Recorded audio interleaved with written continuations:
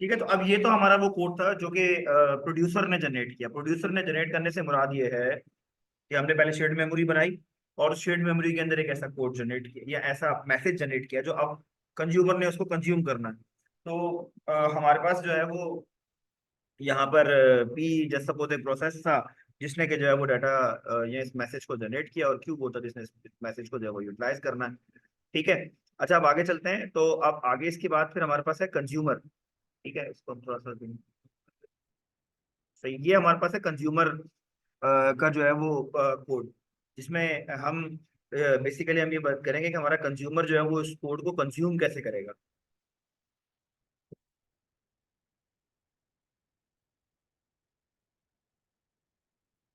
तो ये इसको मैं इस कर दूं। ठीक है, तो अब हमारे पास जस्ट सपोज वही सारी पुरानी चीजें हैं हमारे पास के हमारे पास ये जो है वो यहाँ पर जो हम बात कर रहे थे।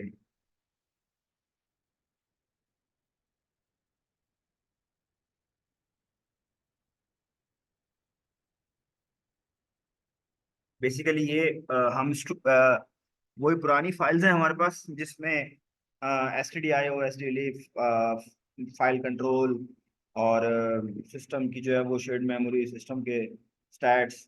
और उसके बाद फिर हमने क्या किया कि हमने शेयर्ड मेमोरी के ऑब्जेक्ट को यहाँ पे इसको साइज दिया, और ये हमने मेन के फंक्शन के अंदर किया है। उसके बाद फिर हमने जो है वो एक करेक्टर बनाया, शेड मेमोरी का ऑब्जेक्ट बनाया। इसमें कंज्यूम करने के लिए भी हमें ये सब काम करना पड़ेगा। उसके बाद फिर हमने क्या किया, शेड मेमोरी का जो है वो फाइल डिस्क्रिप्टर बनाया। ठीक है, F D for shared memory file descriptor. And then फिर हमने क्या किया, हमने पॉइंटर बनाया कि शेड मेमोरी का ऑब्जेक्ट बनाएगा। फिर उसके बाद हमने क्या किया, ओपन किया शेड मेमोरी ऑब्जेक्ट, जिसमें हमने क्या किया, जैसे आपको शायद ऊपर याद होगा।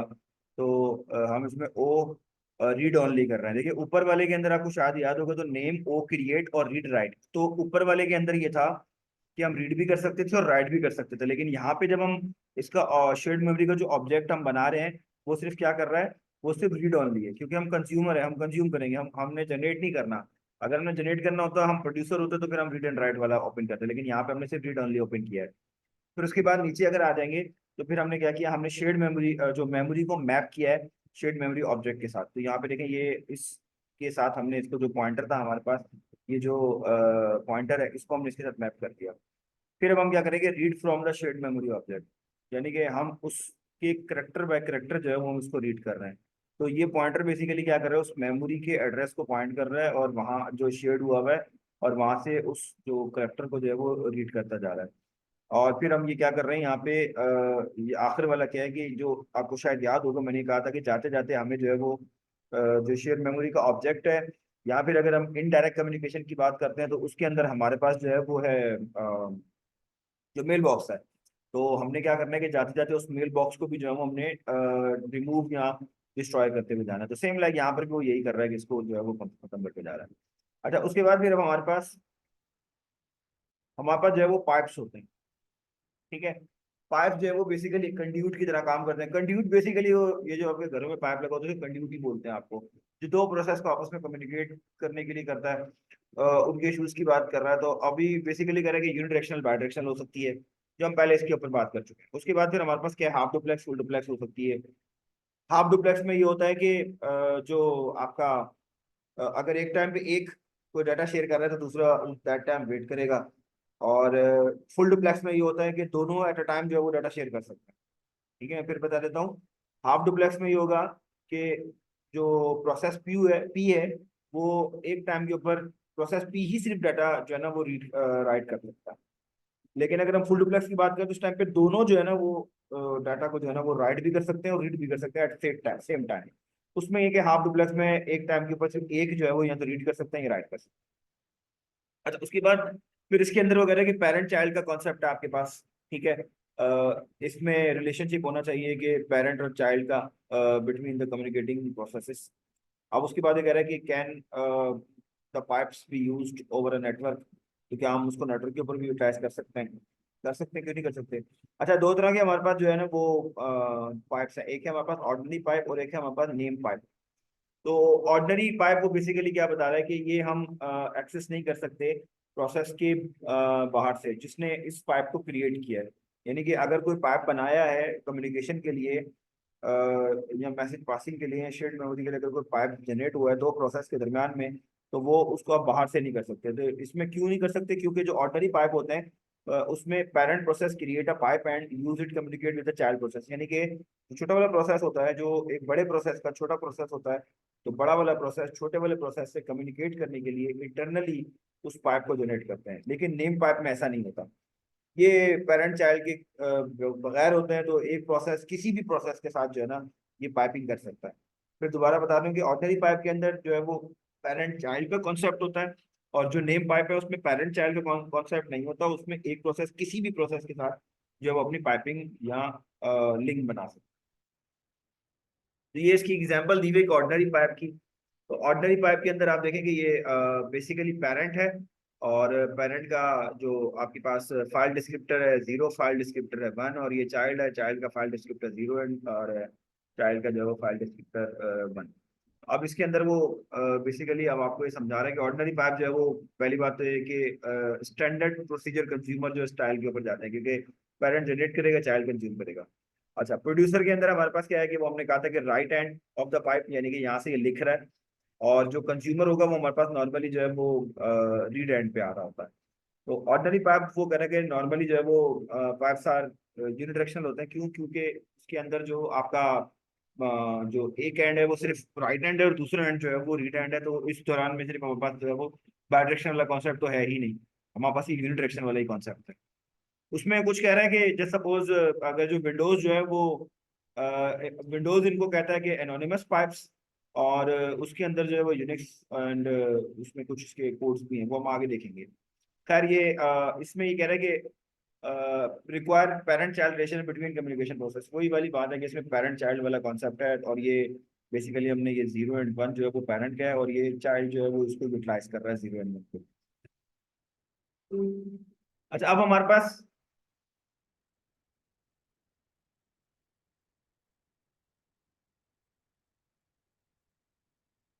ठीक है। अच्छा, अब हम क्या करते हैं कि हम अपनी इसके बाद वाली चीज को डिजाइन करते हैं। हम ये कह रहे हैं कि अब हमारे पास ये आ गई। ठीक है। अच्छा, अब इसके अंदर हमारे पास क्या है? हम जो है वो इस कोड को जो है वो हम डिफाइन करते हैं। तो ये हमारे पास बेसिकली ये कोड किस चीज़ का है? ये हमारे पास एक पाइप की एग्जांपल है। ठीक है, जिसके अंदर हम एक जो है ना वो पाइप जनरेट कर रहे हैं। अच्छा, पाइप नॉर्मली जो है वो चाइल्ड और उसके दरम्यान में ही जनरेट होता है, आपका पेरेंट और चाइल्ड के दरम्यान। एक मिनट तो।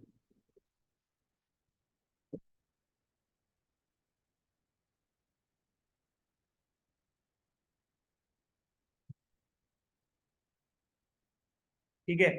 अच्छा, ये अब हमारे पास क्या है कि ये ऊपर जो है वो हमारे पास कुछ वो हैं जो जरूरी हेडर फाइल्स है जो हम लोगों ने ऐड करी हैं।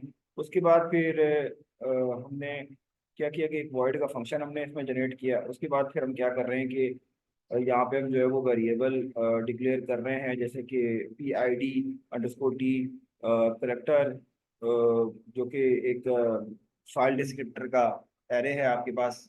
ठीक है।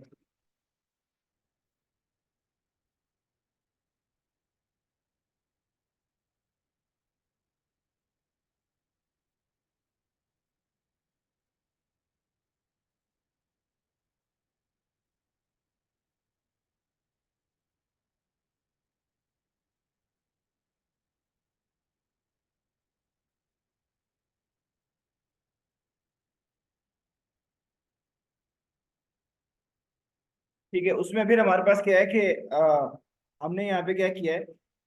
हमने जो है ना वो यहाँ पे एक एरे जनरेट किया। यहाँ पे पहले हमने जो है वो सबसे पहले यहाँ पे हमने वेरिएबल जनरेट किए हैं। और FD बेसिकली एक एरे है, और एन बर्ड्स चाइल्ड PD स्ट्रिंग, और चाइल्ड PD, और ये स्ट्रिंग और रीड बफर। ये बेसिकली हम लोगों ने क्या किया, हमने वेरिएबल जनरेट किए। ठीक है। उसके उसमें फिर हमने ये नीचे जो है वो यहाँ पे ये कह रहा है कि पाइप FD की बात कर रहे हैं यहाँ पे। ये एक पाइप बनाता है जिसमें फाइल डिस्क्रिप्टर जो है 0, और फाइल डिस्क्रिप्टर 1 होते हैं जो कि हमने कम्युनिकेशन के लिए इसको यूज़ करना है। ठीक है, यहाँ पे बेसिकली ये, अब ये चीज़ें तो हो गई। यहाँ पे हमने पाइप बनाया, ये जो पाइप जनरेट करा, उसके अंदर फिर अब ये कह रहा है कि अगर हमें जो है ना वो एक चाइल्ड प्रोसेस बनाना है, तो बेसिकली फॉर्क किस लिए यूज होता है? एक प्रोसेस को जनरेट करने के लिए। ये एक नए प्रोसेस को बनाने के लिए हम फोर्क यूज करते हैं। तो अब ये कह रहे हैं कि अगर इसको फोर्क को बनने में या कोई मसला हो रहा हो या ना बन रहा हो, जैसे कि चाइल्ड पी आईडी के अकॉर्डिंगली हमने इसको बनाया है, तो फिर यहाँ पे ये क्या करेगा, पी एरर का मतलब ये है कि ये एक प्रोसेस एरर दे देगा फॉर्क के अकॉर्डिंगली, और एग्जिट कर देगा इसमें यहाँ पे। ठीक है, क्योंकि यहाँ पे ये जनरेट नहीं हुआ। अच्छा, यहाँ पर जो ये जीरो वाला है, ये बेसिकली एक चाइल्ड प्रोसेस जो है वो इनपुट साइड पे जनरेट होता है, तो यहाँ पे एफ डी जीरो जो है वो जनरेट होगा। और सेम लाइक दैट यहाँ पे जो है ना कि चाइल्ड प्रोसेस खोलेगा इनपुट साइड ऑफ पाइप, और उसके बाद फिर जो है वो हमारे पास यहाँ पर जो है वो एक स्ट्रिंग सेंड हो रही है। तो ये पेरेंट चाइल्ड प्रोसेस अलग अलग काम करते हैं। जैसे चाइल्ड प्रोसेस पाइप का एक साइड बंद करता है।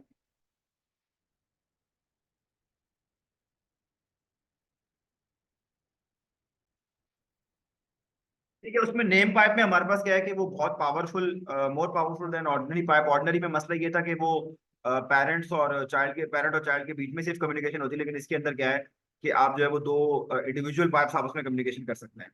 ठीक है, इसमें वो कह रहा है कि कम्युनिकेशन बाई डायरेक्शनल है, और पेरेंट चाइल्ड का रिलेशनशिप जो है वो कोई जरूरत भी नहीं है इसके अंदर। पहले वाले में थी ना, ऑर्डिनरी पाइप में थी, लेकिन नेम पाइप के अंदर इसकी जरूरत नहीं है। उसके बाद जो है वो काफी सारे प्रोसेस जो है वो आप कम्युनिकेट कर सकते हैं। विंडोज और उसमें यूनिक्स दोनों में जो है ना वो हमारे पास इसकी फैसिलिटी अवेलेबल है, यानी कि दोनों में इनको भी यूटिलाइज कर सकते हैं। अच्छा, उसके बाद फिर हमारे पास जो है वो ये एक फंक्शन है जिसके अंदर हम क्या कर रहे हैं, हम फीफो की एग्जांपल ले रहे हैं, यानी कि हम एक क्रिएट कर रहे हैं सिस्टम कॉल को, और उसके अंदर जो है ना वो फीफो की एग्जांपल ले रहे हैं। यानी कि ये बता रहा है कि जो आपके पास ये जो एम के नॉड है, ये फंक्शन करता क्या है। यानी कि अगर नोड सक्सेसफुली क्रिएट होता है तो ये जीरो रिटर्न करता है।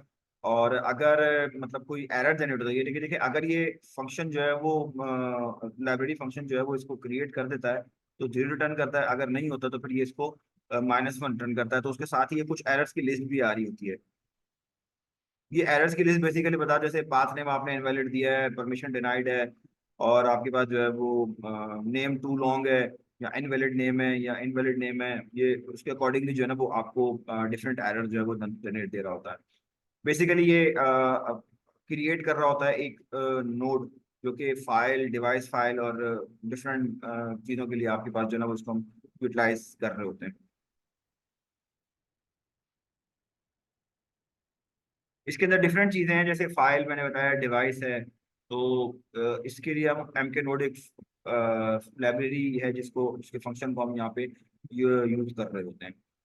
ठीक है, उसके बाद फिर हमारे पास नेक्स्ट है, लास्ट है स्लाइड का ये। अब इसके अंदर हमारे पास दो कोड हैं, पहले हम उसको देख लेते हैं, ये वाला।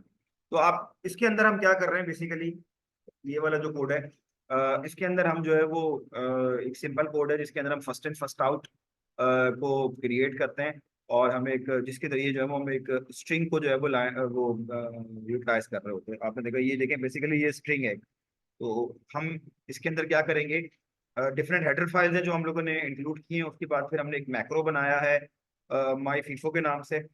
और उसके बाद फिर हमने क्या किया कि हमने इस फंक्शन को क्रिएट किया, फिर हमने एक फाइल नाम का एक पॉइंटर बनाया हमने।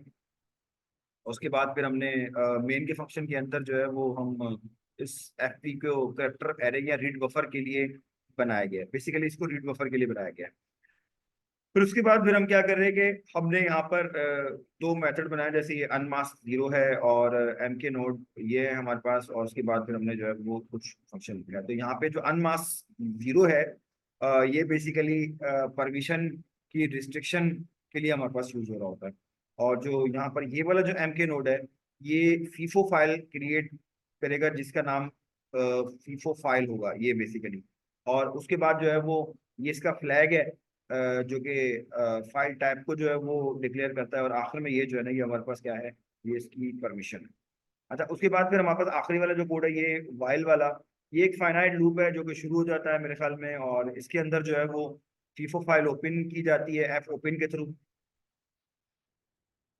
ठीक है, एफ ओपन के थ्रू हमने इस फीफो फाइल को यहाँ पे जो है वो हमने ऑन किया। ठीक है, पहले इसने यहाँ पे हमने एक नोड जनरेट करी है, और उस नोड की फिर हमने यहाँ पे एक फीफो फाइल ओपन करी जो कि रीड मोड में हमारे पास जो है ना वो ओपन हुई है। ठीक है, उसको रीड की जा रही है। ठीक है, ये रीड का मतलब है कि इसको रीड कर रहे हैं, और फिर वो क्या करेगा कि स्ट्रिंग प्रिंट करती जाएगी जो भी उसके अंदर जो है वो, और आखिर में क्या करेगा, क्लोज कर देगा। जब भी फाइल को हम ओपन करते हैं तो फाइल को हम क्लोज भी करते हैं, ये वो वाला ऑप्शन। अच्छा, यहाँ पर जो है ना बेसिकली ये जो है ना ये सर्वर का प्रोसेस है। अब यहाँ पे जो है ना ये कंज्यूमर का प्रोसेस है। तो ये सर्वर के प्रोसेस के अंदर तो ये देखें इसको रीड करता जा रहा है, और इसके अंदर क्या कर रहा है, ये इसको रिक्वेस्ट करेगा। जो नॉर्मली हम सर्वर में रिक्वेस्ट जनरेट कर रहे होते हैं ना, तो ये उसकी एक रिक्वेस्ट है। यहाँ पर जो बेसिकली ये जो है ये इस कोड को रिक्वेस्ट करेगा। तो ये कोड बेसिकली क्या है, ये भी एक फीफो क्लाइंट है। वो बेसिकली वो वाला जो था वो फीफो सर्वर था, और ये फीफो क्लाइंट का है जो कि फीफो में लिखता है।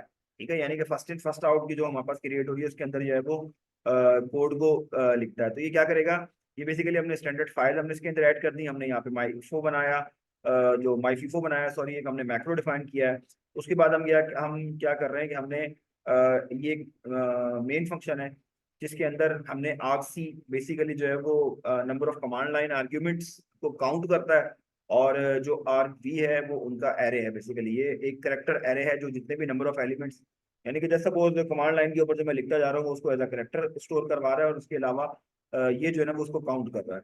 अच्छा, उसके बाद फिर हमने क्या किया कि इस फंक्शन को हम अब यूज करने लगे हैं। तो बेसिकली ये वही है, हमारे पास ये एक फाइल का पॉइंटर है जो कि हमने यहाँ पे डिक्लेयर किया है, जिसकी मदद से हम जो है वो डिफरेंट फाइल से जो है वो इंटरेक्ट करेंगे। ये यहाँ से हमारे पास जो है वो एक कोड स्टार्ट होता है जो कि ये चेक करता है कि ये प्रोग्राम जो है वो एग्जैक्टली जो आर्ग्यूमेंट उसको मिल रहे हैं। अगर नहीं मिल रहे तो वो एरर मैसेज दे देता है, और उसको एग्जिट कर देगा। अगर मिल रहा है तो ठीक है। ये बेसिकली इसको चेक करता है कि जो आर्ग्यूमेंट है वो उसको मिल भी रही है कि नहीं मिल रहा है। अच्छा, उसके बाद ये दूसरा वाला जो है, ये वाला जो है ये एक फीफो फाइल को राइट मोड में ओपन करता है ये। ठीक है, उसके बाद भी क्या करता है कि अगर ओपन करने नामुमकिन हो तो एरर दे देगा, और अदरवाइज जो है वो उसको रन कर देगा। उसके बाद फिर लास्ट वाला जो है वो हमारे पास ये जो है ये हम ये क्या कर रहे हैं कि जितने भी आर वी के अंदर जो चीजें स्टोर्ड है फीफो फाइल में उनको लिखता रहता है, और आखिर में आके जो है ना वो उसको क्लोज कर देता है। तो ये बेसिकली ये वाली जो लाइन है इसमें जितना भी स्टोर हुआ है उसको लिखता जा रहा है और उसको रिटर्न कर देगा। आखिर में ये बेसिकली क्लोज करना हमारे लिए जरूरी है। बेसिकली ये हमें इस जो है ना वो इससे बाहर निकलने का सिग्नल देता है। ठीक है, जिससे जो है वो हम इसको इससे बाहर आ जाते हैं।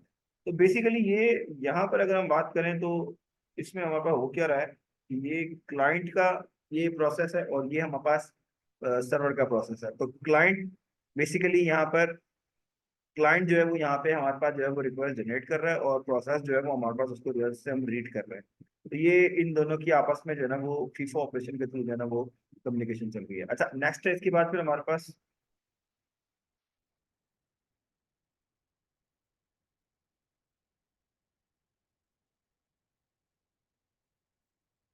ठीक है नेक्स्ट है इसमें हम जो है हमारे पास कुछ चीजें हैं, जैसे फॉर्क है हमारे पास। फॉर्क बेसिकली एक सिस्टम कॉल है जो हम जो है वो चाइल्ड चाइल्ड कह रहा हूँ, हम प्रोसेस को बनाने के लिए या एग्जीक्यूट करने के लिए जो है वो फॉर्क यूज करते हैं। यानी कि मल्टीपल प्रोसेस अगर हमें बनाने हो तो हम उससे फॉर्क से क्रिएट कर सकते हैं। तो आपने अगर कोई प्रोसेस बनाना है इस वक्त ऑपरेटिंग सिस्टम के अंदर, तो आप फॉर्क की फंक्शन को कॉल कर सकते हैं। ठीक है, इसकी मदद से जो है ना वो आप काफी सारे प्रोसेस को रन करके और साइमल्टेनियसली एक दूसरे के साथ रन भी करवा सकते हैं। और प्रोसेस की जो एग्जीक्यूशन है वो लेकिन वो कह रहा है कि सीक्वेंस में नहीं होगी, रैंडमली आप जो है वो उसको करवा सकते हैं। दूसरी चीज है हमारे पास जो वो है एग्जैक्ट। ठीक है, जब कोई प्रोसेस न्यूली क्रिएट होता है तो जो प्रोसेस की इमेज वो है वो रिप्लेस हो जाती है अदर प्रोग्राम के साथ। तो इमेज आपको याद होगा, प्रोसेस की इमेज की हमने बात की थी जिसमें उसकी फाइल की डिटेल, उसकी सोर्स कोड की डिटेल, उसकी एग्जीक्यूशन की डिटेल, जितनी भी सारी डिटेल है वो हमारे पास प्रोसेस इमेज में आ रही होती है। तो वो कह रहे हैं कि execution of both processes will be done simultaneously, यानी कि दोनों जो है वो उसके अंदर साइमल्टेनियसली डन हो रही होती है।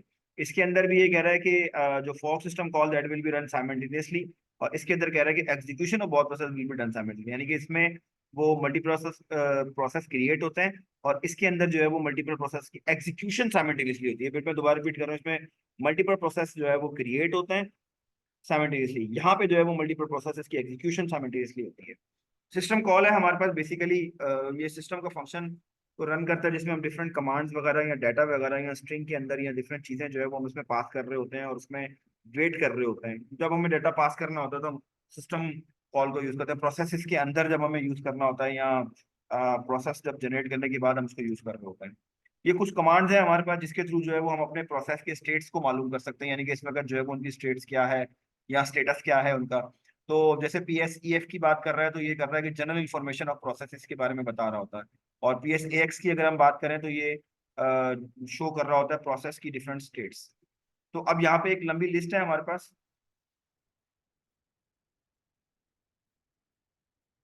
देखिए, जिसके अंदर वो डिफरेंट चीजें बता रहे हैं। जैसे प्रोसेस जो PS की बात कर रहे थे हम, PSS, तो ये बेसिकली स्लीपिंग मोड में, इस वक्त आपका जो स्टेट है वो स्लीपिंग मोड में। PSR जो है वो रनिंग में, PSD जो है वो अनइंटरप्टेड स्लीप में, यानी कि वेटिंग में। और जैसे अगर हम T की बात करें तो स्टॉप्ड है। Z की बात करें तो वो इस वक्त एक जॉम्बी प्रोसेस है। और N की बात करें तो वो एक लो प्रायोरिटी टास्क है। W की बात करें तो ये लिनक्स में होता नहीं है, पेजिंग। तो लिनक्स कर्नल 2.6 से ऑनवर्ड वालों में जो वगैरह के सपोर्ट नहीं कर रहा। प्रोसेस इज ये सेशन लेटर है। और ये बेसिकली आपके पास फोरग्राउंड में जितने प्रोसेस चल रहे हैं उनके लिए, ये मल्टी थ्रेडेड के लिए, और ये हाई प्रायोरिटी टास्क के लिए हमारे पास यूज हो रहा होता है।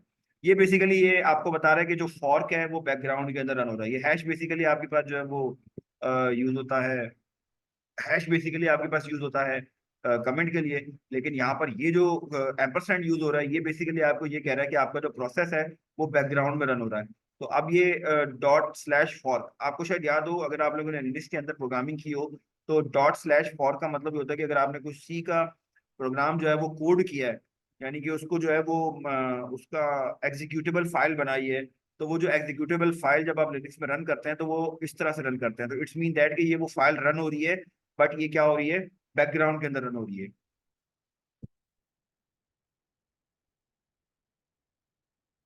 अच्छा, उसके बाद फिर हमारे पास इनपुट आउटपुट की जो रिडायरेक्शन बता रहा है कि जैसे ये इनपुट के लिए यूज होता है, ये आउटपुट के लिए यूज होता है, ये एरर के लिए यूज होता है, ये अपेंड के लिए यूज होता है।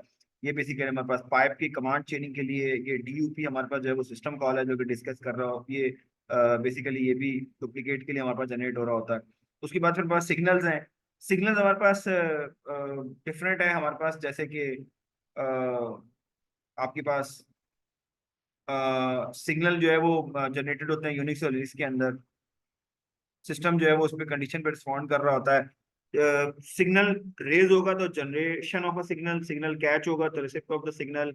एग्जांपल है कंट्रोल C। ऑपरेटिंग सिस्टम जो है वो हमारे पास एबर्ट का सिग्नल जो है वो प्रोसेस को भेजता है, और कैन बी ओवर रिटन भी हो सकते हैं।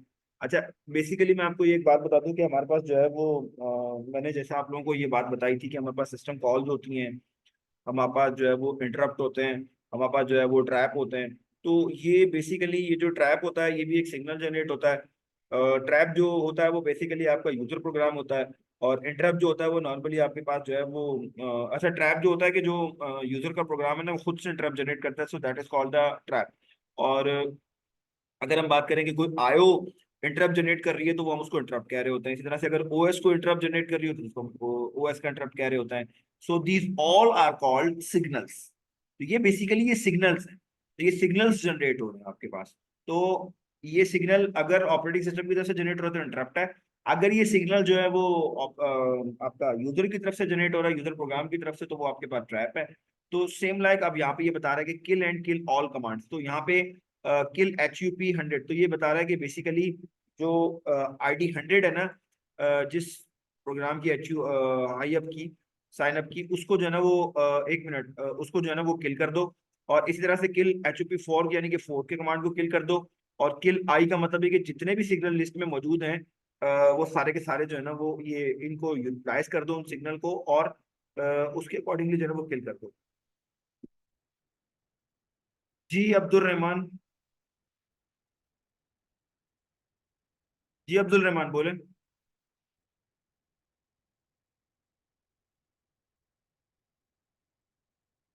अच्छा, ये आखिर वाला सर है हमारे। काइंडली एक सिग्नल एक्सप्लेन कर दें। किस चीज को? क्या चीज दोबारा एक्सप्लेन कर दूं?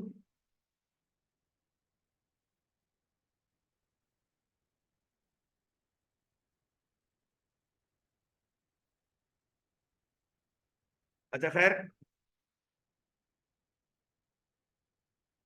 जी बोले।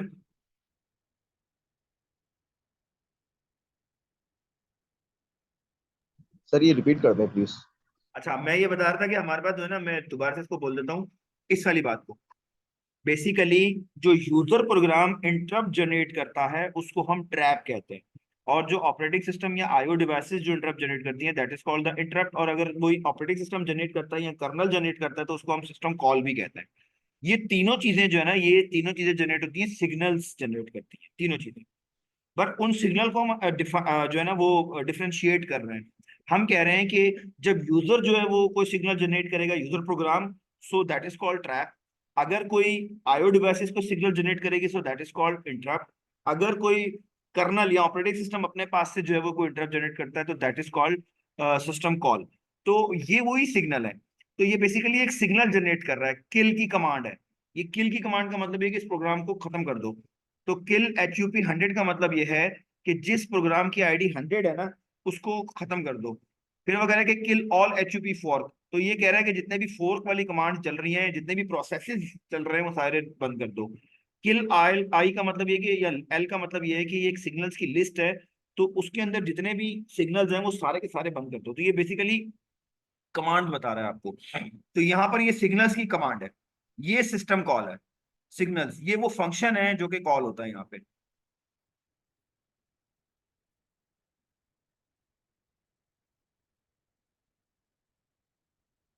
Last but not the least one, ये हमारे पास क्या है, इसमें बहुत सारी चीजें हम ऑलरेडी देख चुके हैं। ये वाली जो स्लाइड है, इसमें बहुत सारी बातें हम ऑलरेडी कर चुके हैं, यानी कि जब हम इंटर प्रोसेस कम्युनिकेशन के अकॉर्डिंगली। इसमें खाली एक चीज है आपके पास जो समझने वाली, जो नई चीज है, वो सिंक्रोनाइजेशन है। कि जब आप सिंक कर रहे होते हैं तो वो कह रहा है कि मैसेज पासिंग जो है ना वो आधर ब्लॉकिंग और नॉन ब्लॉकिंग। तो अगर हम ब्लॉकिंग की बात करेंगे तो सिंक्रोनियस होगी, सिंक्रोनियस होगी। अगर हम नॉन ब्लॉकिंग की बात करेंगे तो वो एसिंक्रोनियस होगी। ठीक है।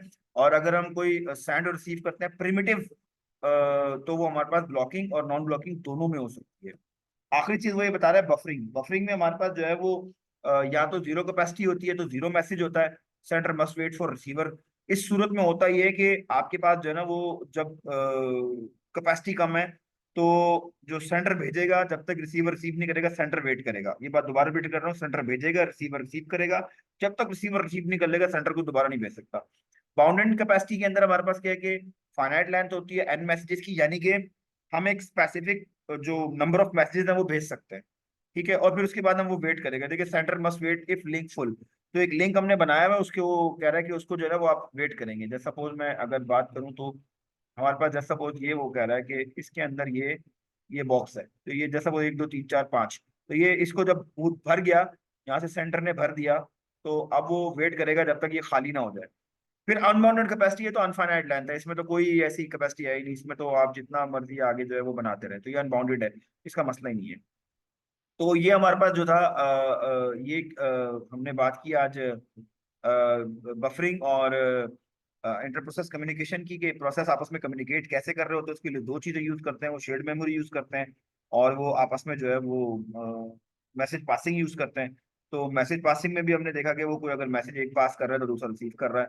इसी तरह से फिर हमने सिंक्रोनाइजेशन भी देखी कि हमारे पास जो है वो ब्लॉकिंग है और नॉन ब्लॉकिंग है। तो सिंक का मतलब है कि दोनों प्रॉपरली एक साथ चल रहे हैं, और एसिंक्रोनस का मतलब है कि अप एंड डाउन चल रहे हैं, यानी कि ये अपनी मर्जी से चल रहे हैं, कोई प्रॉपरली नहीं चल रहे। ठीक है, thank you so much class, बहुत शुक्रिया।